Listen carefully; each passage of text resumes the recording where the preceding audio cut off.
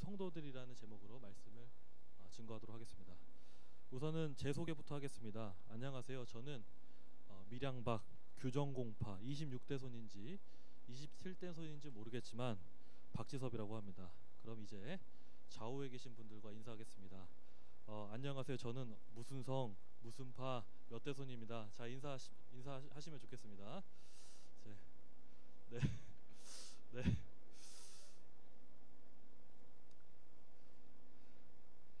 제가 몇 대 손인지 궁금해가지고 70 중반이신 저희 아버지께 여쭤봤더니 나도 모르겠다 하셨습니다. 네. 여러분, 제가 왜 이런 인사부터 시작을 했냐면 족보 이야기를 좀 하고 싶어서 그랬습니다. 여러분, 족보라고 말하면 어떤 생각이 먼저 드시나요? 저는 족보 이야기하면 두 가지가 떠오릅니다. 하나는 예전에 이제 큰아버지께서 제게 굉장히 중요한 책이라고 하시면서 한자 이름으로 가득 찬 그 족보를 저에게 보여주셨는데, 이제 큰아버지는 온도가 너무 뜨거우신 거예요. 마음의 온도가. 근데 저는 굉장히 마음의 온도가 차가웠습니다. 그래서 제가 그때 어떻게 반응해야 될지 몰라서 격하게 영혼까지 제 마음을 탈탈 끌어올려서 그렇군요, 굉장히 중요한 것이군요 라고 제가 고백했던 것이 기억이 납니다. 그리고 또 하나는 제가 아내랑 결혼하기 전에 이제 아내 할아버님 만나러 가는 길에 아내가 갑자기 차 안에서 그러는 겁니다. 오빠의 족보가 뭔지 알아야 한다고. 왜냐면 할아버지가 묻기 때문에. 그래서 할아버지가 매우 중요하게 생각하기 때문에 모르면 큰일 난다고 하는 것이었습니다. 그래서 모르면 진짜 결혼을 못하게 하실 분이었던 거예요. 그래서 빨리 전화로 저희 아버지께 물어서 제가 그 위대한 밀양박 박혁것의 후손인 규정공파 26대 손인지 27대 손인지 알게 되었었습니다. 그리고 나서 결혼을 무사히 통과했던 것이 기억이 나는데, 그때 제가 밀양박이었던 사실이 유일하게 감사했던 그때였던 것 같습니다. 아마도 여기 계신 분들은 저처럼 족보라는 말을 들으면 어떤 생각이 드시나요? 옛날에 할아버지 세대엔 중요했는지 모르지만 이제는 별로 중요하지 않은 것으로 여겨지지 않나 싶습니다. 그리고 족보하면 대부분 무엇을 떠올리기 시작하냐면 혈통관계. 그래서 누가 누구를 낳고 누가 누구를 낳고, 그러니까 이름으로만 구성되어 있는 책 정도로만 이해하지 않나 싶은데요. 그런데 성경에서는, 특별히 창세기에서는 이 족보가 혈통관계만을 기록한 부분도 있지만 중요한 인물에 있어서는 족보와 함께 이야기를 구성하는 매우 중요한 역할을 바로 이 족보가 하는 것을 볼 수 있습니다. 그래서 오늘 본문 9절을 보면 이 족보 이야기로 성경이 이제 시작이 되는데, 자, 다 같이 한번 9절을 PPT 없습니다. 본문을 한번 찾아서 읽도록 하겠습니다. 시작. 이것이 노아의 족보니라. 노아는 의인이요 당대의 완전한 자라. 그는 하나님과 동행하였으며. 네, 그래서 이것이 노아의 족보니라 라고 하면서 노아의 이야기를 시작하는 것을 볼 수가 있습니다. 그래서 6장 9절부터 시작해서 7장과 8장과 9장은 노아와 관련된 자세한 이야기를 우리에게 전하고 있는데, 그래서 6장 말미에서부터 7장과 8장에는 어떤 내용이 기록되어 있습니까? 방주의 모양과 홍수의 심판이 어떻게 진행되는지를 묘사하고 있습니다. 그리고 9장은 우리에게 너무나 중요한 노아 언약이라고 말하는 그 언약, 무지개 언약이라고 불리는 그 언약이 하나님께서 노아와 맺으시는 장면들을 우리가 볼 수 있는데, 근데 여러분, 오늘 본문에서 우리가 놓치지 말아야 할 핵심이 하나 있는 것을 우리가 기억하기를 바랍니다. 그것은 뭐냐면 본문이 홍수의 사건을 어떻게 대비해서 방주를 어떻게 만들었는지가 우리에게 교훈하는 것이기보다는, 그러니까 그것이 중요하지 않다는 것은 아니지만 이 방주가 어떻게 만들어졌고 그 사람들이 어떻게 구원함 받았는지보다 더 중요한 것이 있다는 것입니다. 그것은 뭐냐면 본문은 노아라는 인물과 노아의 족보의 핵심이 있음을 우리는 주목해야 한다는 것입니다. 왜냐하면 이 창세기 전반적인 스토리는 하나님께서 인류를 구원하시는 역사의 큰 전환이 일어날 때마다, 그리고 그리스도 안에서의 계시가 점진적으로 발전되기 시작을 하는데, 그 발전적으로 주님의 찬란한 계시가 발전이 될 때마다 족보 이야기를 중심으로 창세기는 진행이 되고 있기 때문이라는 것입니다.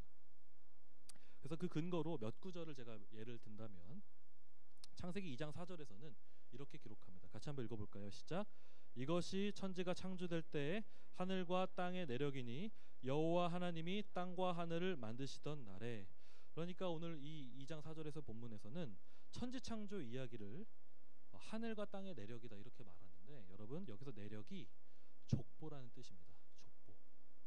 그래서 히브리어로는 톨레도시라고 말하는데, 이 천지창조의 톨레도, 천지창조의 족보가 어떻게 그 다음에 이 족보가 이어지냐면 5장 1절에 아담의 족보로 이어집니다. 같이 한번 읽어볼까요? 시작. 이것은 아담의 계보를 적은 책이니라. 그래서 아담의 톨레도, 히브리어로는 톨레도시라 되어 있는데 이 톨레도스로 이어져 있는 것을 보게 됩니다. 그래서 이 천지창조 톨레도 후에 아담의 톨레도 안에서 어떤 일이 일어났습니까? 아담의 타락 후에 하나님을 불순종하는 가인의 계보라는 큰 하나의 흐름이 있었다는 것을 여러분이 창세기 읽으면 다 아시고, 그리고 하나님께 순종한 아벨이 어떻습니까? 가인에게 맞아 죽었지만 하나님이 또 하나의 계보를 일으키십니다. 누굽니까? 셋의 계보입니다. 그래서 4장과 5장에서는 이 가인의 계보라는 큰 하나의 흐름과 이 셋의 계보인 이 큰 하나의 흐름이 4장과 5장에서 걸쳐서 그려지게 되는데, 그래서 정리하면 2장 4절의 천지창조의 계보가 믿음의 조상인 아담의 계보로 이어지고, 특별히 아담의 계보 안에서 셋의 계보로 하나님의 후손들이 이어지는 것을 우리는 보게 된다는 것입니다. 그런데 오늘 우리가 보는 6장에서 어떤 일이 일어나게 되냐면 2절에 한번 보실까요? 2절 같이 한번 읽어보실까요? 6장 2절입니다.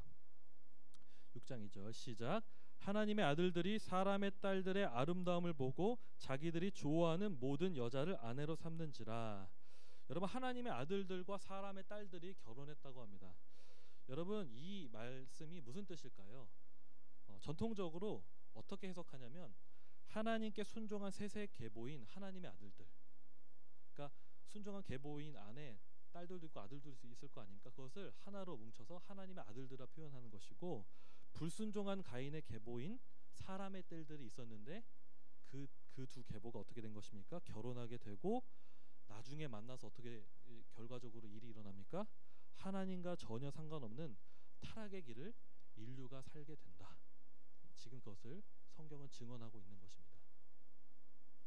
그래서 창세기 6장 1절부터 8장까지의 내용이 어떤 내용이냐면, 이 노아의 톨레도, 노아의 계보가 일어나기 전에 아담의 계보 이후 그 사이를 증언하고 있는 말씀이라 볼 수 있는데, 여러분, 아담의 톨레도에서 노아의 계보로 나아가는 중요한 다리 역할을 하는 서론이라고 할 수 있습니다. 그래서 그 서론의 핵심이 뭐냐면 타락한 인류와 하나님께서 후회하셨다라는 것이 6장 1절부터 8절까지의 핵심적인 내용이라고 볼 수 있다는 것입니다.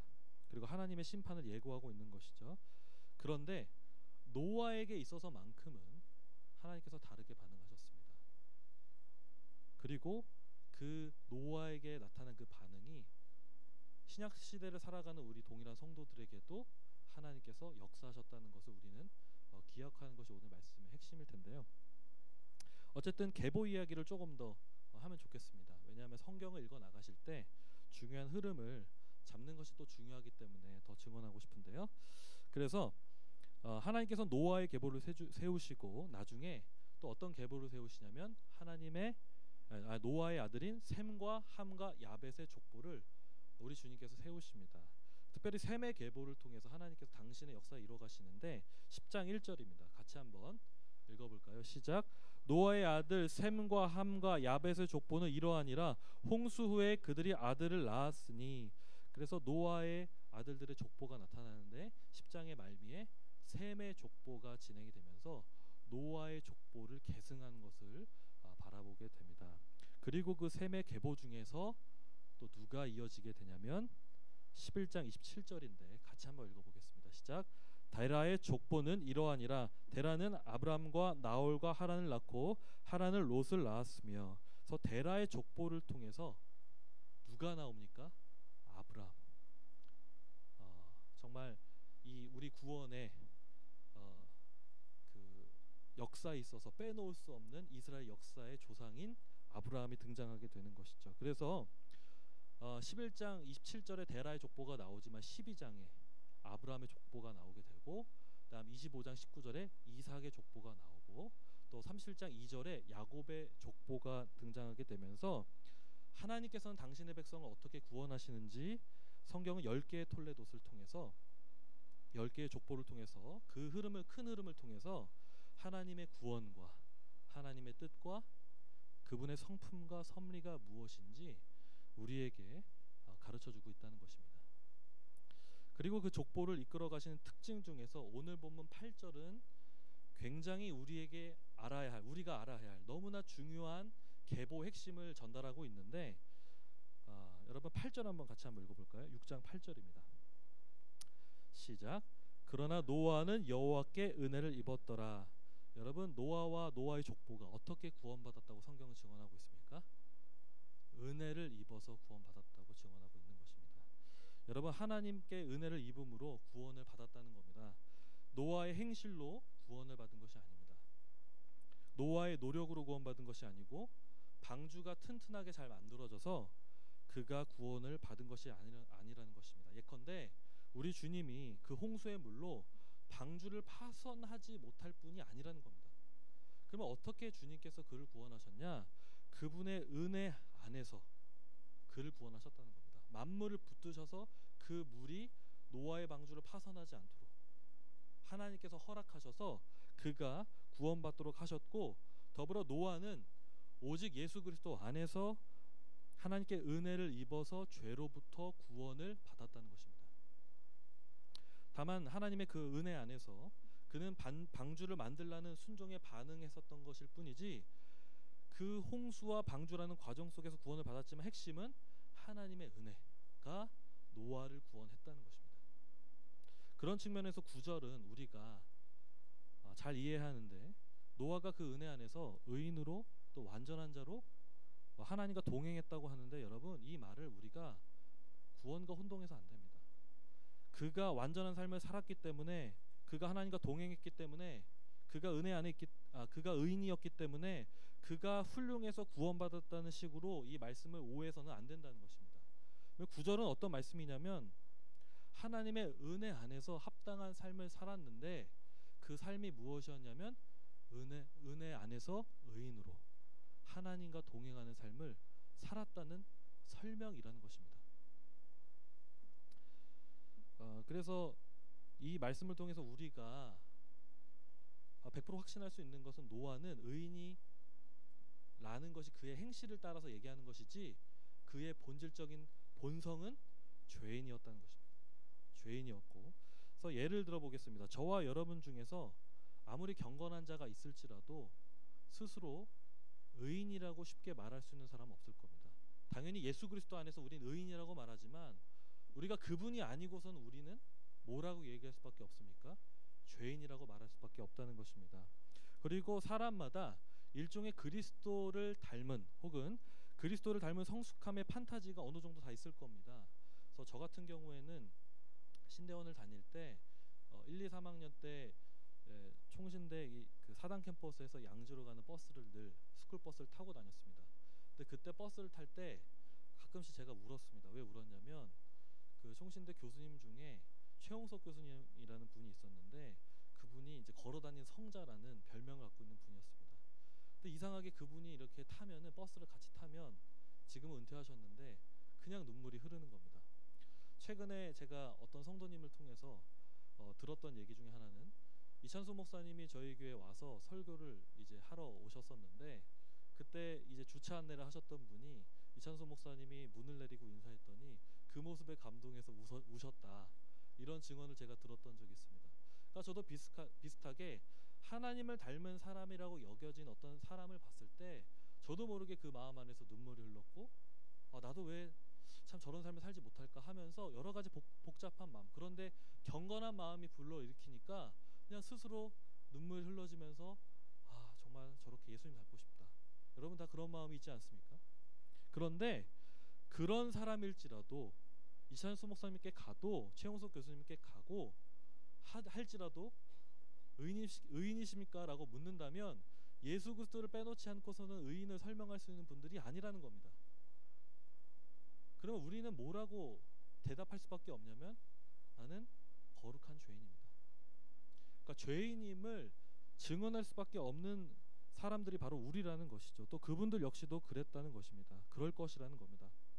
그래서 여러분, 그분들이나 우리 역시도 어떻게 구원받았습니까? 노아처럼 하나님의 은혜로 예수 그리스도 계보 안에서 성령님의 100% 역사로 우리가 구원을 받았다는 것입니다. 저는 이러한 사실이 한편으로 우리 성도님들 안에 자신감으로 삶을 살아가는 데 있어서 너무나 충만한 그 에너지로 활력을 불어넣었으면 좋겠습니다. 참 우리는 하나님의 족보들입니다. 예수 그리스도의 족보입니다. 이게 얼마나 우리 안에 무한한 영광 아닙니까? 지금 프랑스가 난리 났겠죠. 왜냐하면 축구에서 준결승에서 이겼으니까요. 그러면 프랑스 국민이라는 사실 얼마나 즐겁고 행복했겠습니까? 근데 우리는 세상의 어떠한 것을 성취하지 못했을지라도 우리가 이 삶을 살아가는 삶에 있어서 자신감이 어디서부터 흘러나오는 것입니까? 하나님의 족보라는 그 사실이 우리로 하여금 굉장히 신선함을 주고 우리로 하여금 굉장한 자신감을 주는데, 한편으로 애석한 것은 그것은 저도 알아요, 목사님. 근데 그거 말고 다 아는 얘기 말고 딴 거 주세요. 이러는 삶을 우리가 살고 있지 않는가 생각해 볼 때 참으로도 애석하지 않은가 그런 생각을 해보게 됩니다. 어제 집이 이제 문이 잠긴 일이 있었습니다. 집에 들어갔는데 저가 이제 처제랑 같이 살지 않습니까? 근데 처제가 이제 밤늦게 이제 퇴근해서 들어오는데 그 전에 건율이가 아침에 문을 잠갔는지 문이 아예 닫혀 있는 겁니다. 근데 밖에서 아무리 따려고 해도 안 따는 겁니다. 제가 한 번도 따본 적이 없어서 핀을 가지고 와서 해보고 클립을 가져와서 열어보고, 정말 이거 아무나 따는 것이 아니더라고요. 도둑도 아무나 되는 것이 아닙니다. 그래서 막 카드로 막 인터넷에 찾아보니까 카드로 끼워가지고 막 해서 넣어서 막 문 열면 열린다고 하는데, 제가 너무 속상했던 것이 그 안양 의왕 맘카페에 어떤 한 자매가 그런 플라스틱 카드로 열었는데 남자인 저는 못 열었습니다. 그리고서 전화를 걸었어요. 전화를 걸어서 여기 어딘데요, 와서 문 좀 따주세요. 근데 제가 이 일이 이제 있으면서 뭐 하나를 깨닫냐면, 물론 우리 인간 사회에서는 문을 뭐 깨서 부시든 문을 어떻게 따든 하면 열리는데, 여러분 구원의 역사에서는 안에서 문이 주님께서 열어주지 않으면 열릴 수가 없는 것입니다. 문을 두드리라 그리하면 주실 것이다. 우리는 마땅히 주님 앞에 문을 두드리며 그분 앞에 나아가야 되지만, 주님이 은혜를 주시지 않으면, 주님이 만나주시지 않으면, 주님이 문을 열어주시지 않으면 어떤 사람도 그 은혜 안으로 들어갈 수가 없다는 것입니다. 그런데 사람의 노력으로도 불가능한 그 모든 그 은혜를 우리 주님이 노아에게 어떻게 허락하셨습니까? 선물로 은혜로 주셨다는 겁니다. 그런데 노아에게만 주신 것이 아니라 그 은혜를 누구에게 주셨습니까? 오늘 우리를 살아가는 모든 성도들에게 그 은혜를 주셨다는 겁니다. 이 얼마나 귀한 은혜입니까? 그래서 우리 모든 성도들이, 저는 그 구원의 은혜, 그 은택을 날마다 증거하며 자랑하는 성도들이 되기를 바랍니다. 그래서 우리가 사실은 무슨 자랑 많이 합니까? 돈 자랑, 자식 자랑, 재산 자랑, 그죠? 뭐 여러 가지 자랑을 우리가 하며 살아가는데, 그런 거 많이 하면 교회 안에서 어떻습니까? 저 눈치 보이죠, 그렇죠? 그리고 눈총을 보내기도 합니다. 근데 교회의 영광, 교회의 자랑, 또 성도들이 마땅히 자랑해야 할 것은 복음 위에 자랑할 것이 없는 줄을 믿습니다. 그분이 우리에게 허락하신 그 은혜, 정말 그것이 우리 안에 믿는다면, 이것이 우리의 자존감을 회복하고 자신감을 회복한다고 우리가 믿는다면, 근데 설령 내가 그렇게 삶을 살지 못하고 있는다면 우리는 뭘 해야겠습니까? 주님 앞에 엎드리며 긍휼함을 구하며 기도해야 되지 않을까요? 우리는 과거에 다 하나님의 은혜를 받았던 성도들입니다. 그 은혜에 목말랐던 성도들이고, 그 은혜가 아니면 정말 주님 앞에 나올 수 없는 죄인이라 그런 사실을 믿으며 나왔던 성도들입니다. 첫사랑에 감격이 있었던 성도들이고, 정말 하나님이 우리의 모든 것이라고 전부라고 고백했던 그런 성도들이었는데, 여러분들을 떠나서 제 삶을 돌아봐도 왜 다른 것이 그렇게 필요한지, 물론 삶을 살아감에 있어서 필요한 거 하나님께서 채워주십니다. 그런데 구하고 있다가 보니까 뭘 잃어버리고 있냐면 첫사랑을 잃어버린 거예요.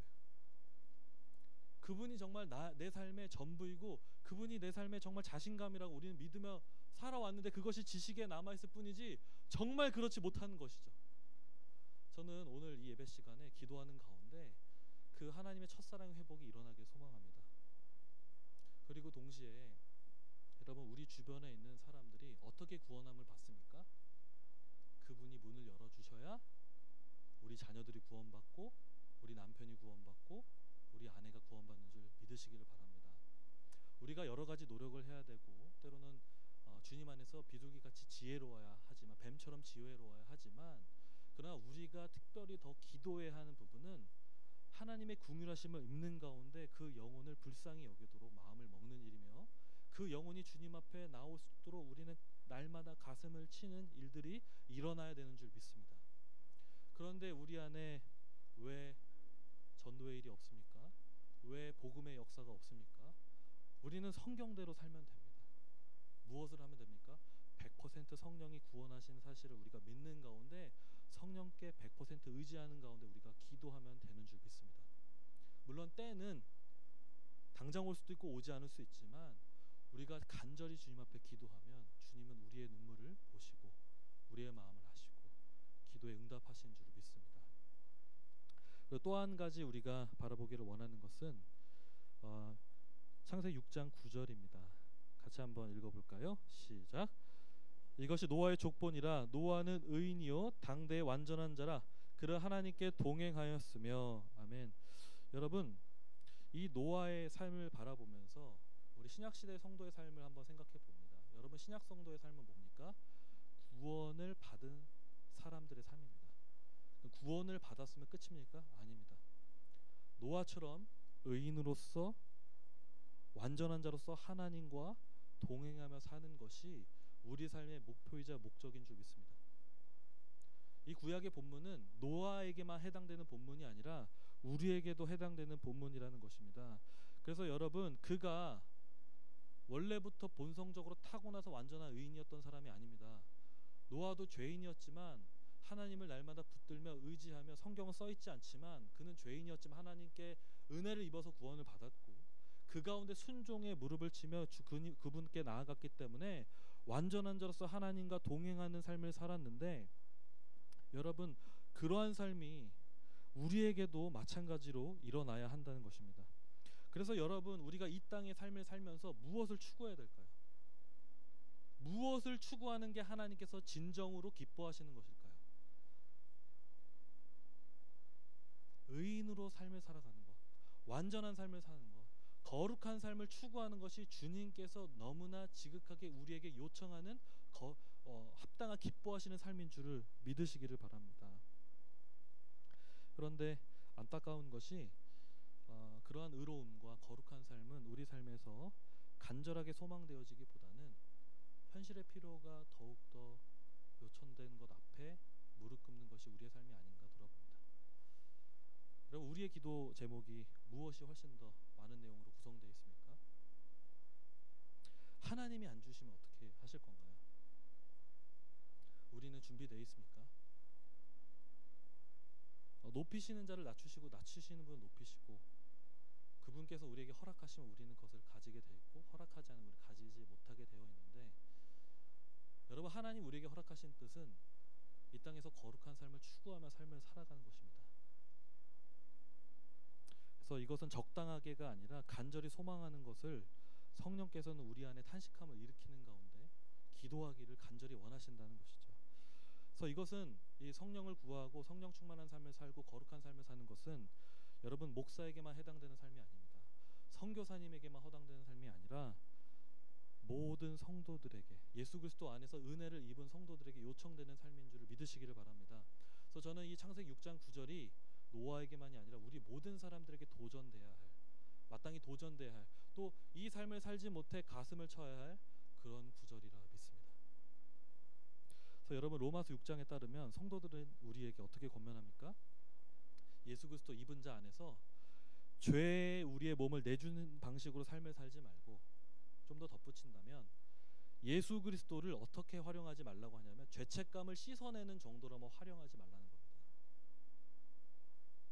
우리가 죄가 있을 때 죄를 처리하기 위해서, 면죄부를 얻기 위해서 주님을 따르지 말고, 우리의 몸을 은혜 아래서 순종함으로 거룩함에 이르도록 적극적으로 이 노아처럼 내어드리며 간구하며 요청하는 그러한 삶을 살지 못하는 것 속에서 우리의 가슴을 끌어안고 회개하며 나아가는 것을 바로 성경은 우리에게 권면하고 있다는 것입니다. 그리고 그것이 신약 성도들에게 요청하는 삶이며 그러한 삶이 일어날 때 온전한 부흥이 일어나게 되는 줄을 믿습니다. 그래서 성경적인 삶의 방식이 뭐냐? 무엇을 가지냐 안 가지냐 성경은 사실 묻지 않고 거룩한 삶을 그 안에서 추구하라. 그것을 요청하는 삶인 줄을 믿습니다. 그래서 말씀과 기도 생활에 전념하시고 그 안에서 날마다 하나님의 뜻을 구하며 내 뜻을 하나님께 막 아뢰기보다 하나님의 뜻에 내 뜻을 일치시키려고 기도하고 노력하는 그런 저와 여러분 되기를 소망합니다. 기도하겠습니다. 이 시간 우리 말씀을 찬양을 먼저 하고 기도하며 나가기를 원하는데요. 여러분 주님 다시 오실 때까지 함께 찬양하면서 말씀 붙잡고 기도하며 나가겠습니다. 주님 다시 오실 때까지. 주님 다시 오실 때까지 나는 이 길을 가리라.